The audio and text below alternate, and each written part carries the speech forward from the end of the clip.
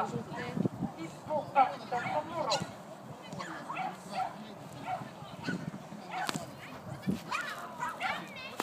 Ja täällä on koira nyt tällä hetkellä irti täällä lähtöalueella. No niin, nyt pääsin takaisin radalle. Pitää ensin tsekkailla, että mitäs nämä tyypit täällä on, että onko teillä jotain tarjoilua siellä pöydällä? Ai ei ollut. No mikä se toi tyyppi tuolla on? Tuomari.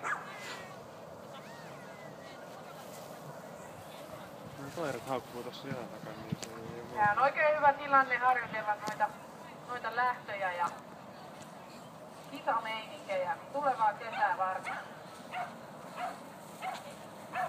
Tuo lähdössä ramittaminen on tosiaan puolella sallittu.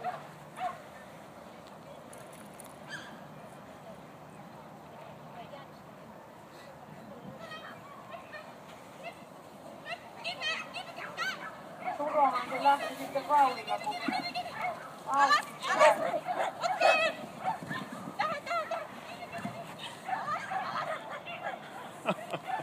Ei oo maatti. Ei se pysähtymään saa sitä kyllä. Ei juoksu Viina verran puolelta.